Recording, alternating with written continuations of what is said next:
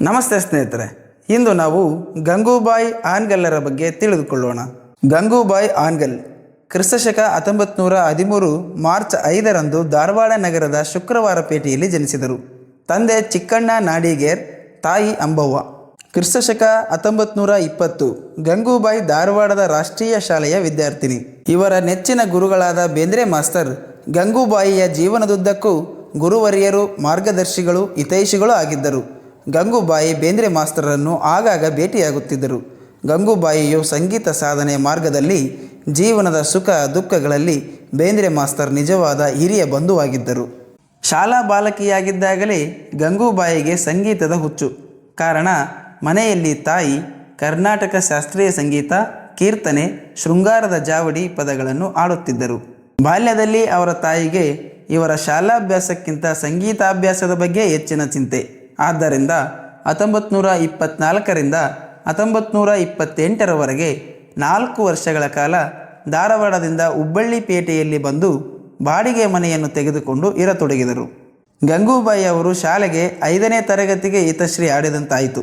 ಹುಬ್ಬಳ್ಳಿಗೆ ಬಂದ ನಂತರ ಯೋಗ್ಯ ಗುರುಗಳ ಶೋಧ ಕಾರ್ಯ ಪ್ರಾರಂಭವಾಯಿತು. ಅವರ ತಾಯಿ ಕರ್ನಾಟಕ ಸಂಗೀತದ ಪ್ರಭಾವ ಮಗಳ ಮೇಲೆ ಹೆಚ್ಚಿರಬಾರದು ಎಂದು ತನ್ನ ಹಾಡುಗಾರಿಕೆಯನ್ನು ನಿಲ್ಲಿಸಿಬಿಟ್ಟರು. ಸಂಗೀತ ಸಾಧನೆ ಕಚೇರಿಯನ್ನು ತ್ಯಾಗ ಮಾಡಿಬಿಟ್ಟರು.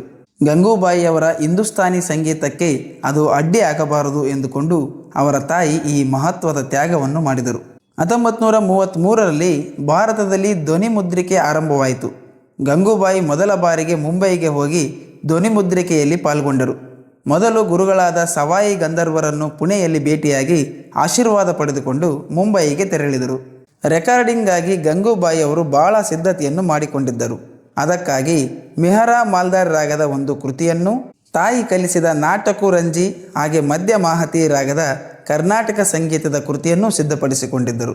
ಅಲ್ಲಿ 12 ಹಾಡುಗಳು ರೆಕಾರ್ಡಿಂಗ್ ಆದವು.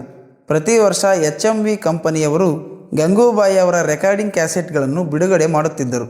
ಆಗಿನ ಶ್ರೇಷ್ಠ ಗಾಯಕಿಯರಾದ ಹೀರಾಬಾಯಿ ಕಡೋದೇಕರ್, ಮೂಗುಬಾಯಿ ಕುರ್ಜ್ಗಿಕರ್ ಮೊದಲಾದವರೊಡನೆ ಗಂಗೂಬಾಯಿ ಅವರ ಹೆಸರು ಮಹಾರಾಷ್ಟ್ರ ಹಾಗೂ ಕರ್ನಾಟಕದಲ್ಲಿ ಜನಪ್ರಿಯಗೊಂಡಿತು. ನಂತರ ಅವರಿಗೆ ಮುಂಬೈ ಸಂಗೀತ ಮಂಡಳಿಯಿಂದ ಕಾರ್ಯಕ್ರಮಕ್ಕೆ ಆಮಂತ್ರಣ ಬರತೊಡಗಿದವು. 23 ವರ್ಷದ ಹುಡುಗಿ ಆಡಿ ಪ್ರಸಿದ್ಧಿಯಾದಳು. ಗಂಗೂಬಾಯಿ ಅವರ ಮೊದಲ ರೇಡಿಯೋ ಪ್ರೋಗ್ರಾಂ 100ಕ್ಕೆ 100ರಷ್ಟು ಯಶಸ್ವಿಯಾಯಿತು. ಅಂದಿನಿಂದ ಅವರ ಹೆಸರು ಗಂಗೂಬಾಯಿ ಹಾನ್ಗಲ್ ಎಂದೇ ಸಂಗೀತ ಲೋಕಕ್ಕೆ ಪರಿಚಯಗೊಂಡಿತು. ಮುಂಬೈ, ಪುಣೆ, ಗ್ವಾಲಿಯರ್, ದಿಲ್ಲಿ, ಜಲಂಧರ್, ಕಲ್ಕತ್ತಾ, ಪಾಟ್ನಾ ಎಲ್ಲ ಪಟ್ಟಣಗಳಲ್ಲಿಯೂ ಅವರ ಶ್ರುತಿಗಣಗಳು ತುಂಬಿದವು. 1952ರಲ್ಲಿ ಜೈಪುರದ ರಾಣಿ ಗಾಯತ್ರಿ ದೇವಿಯವರು ಅಂದಿನ ಪ್ರಧಾನಿ ನೆಹರು ಅವರನ್ನು ಕರೆಸಿ ಗಂಗೂಬಾಯಿ ಅವರಿಂದ ಹಾಡನ್ನು ಆಡಿಸಿದ್ದರು. ಆಗ ಪಂಡಿತ್ ನೆಹರು ಇವರ ಹಾಡನ್ನು ಕೇಳಿ ಬಹಳ ಮೆಚ್ಚುಗೆ ವ್ಯಕ್ತಪಡಿಸಿದ್ದರು. ಗಂಗೂಬಾಯಿ ಅವರ ದೈನಂದಿನ ಜೀವನದ ರೀತಿಯು ತುಂಬ ಸರಳ. ಹೆಚ್ಚಿನ ವಸ್ತ್ರ ಒಡವೆಗಳ ಮೋಹವಿರಲಿಲ್ಲ. ಮನೆಯಲ್ಲಿ ಎಲ್ಲಿಯೂ ಶ್ರೀಮಂತಿಕೆಯ ಆಡಂಬರವಿರಲಿಲ್ಲ. ದೊಡ್ಡಸ್ತಿಕೆಯ ಪ್ರದರ್ಶನ ಇಲ್ಲವೇ ಇಲ್ಲ. ಅವರ ಸಂಗೀತದ ಹಿರಿಮೆಗೆ ಸಾಕಷ್ಟು ಸನ್ಮಾನ ಪುರಸ್ಕಾರಗಳು ದೊರೆತಿವೆ. 1962ರಲ್ಲಿ ರಾಜ್ಯ ಮಟ್ಟದ ಸಂಗೀತ ನಾಟಕ ಅಕಾಡೆಮಿ ಪ್ರಶಸ್ತಿ, 1971ರಲ್ಲಿ ಪದ್ಮಭೂಷಣ ಪ್ರಶಸ್ತಿ, 1923ರಲ್ಲಿ ಕೇಂದ್ರ ಸಂಗೀತ ನಾಟಕ ಅಕಾಡೆಮಿ ಪ್ರಶಸ್ತಿ, 2002ರಲ್ಲಿ ಪದ್ಮ ವಿಭೂಷಣ ಪ್ರಶಸ್ತಿ, 2004ರಲ್ಲಿ ಉಸ್ತಾದ್ ಇಸ್ಮಾಯಿಲ್ ಖಾನ್ ಮೆಮೋರಿಯಲ್ ಪ್ರಶಸ್ತಿ, 2006ರಲ್ಲಿ ಭಾರತ ರತ್ನ ಸರ್ ಎಂ ವಿಶ್ವೇಶ್ವರಯ್ಯ ವಿಜ್ಞಾನ ಪುರಸ್ಕಾರ, 2009ರಲ್ಲಿ ಶತಮಾನದ ಶ್ರೇಷ್ಠ ಗಾಯಕಿ ಪ್ರಶಸ್ತಿ.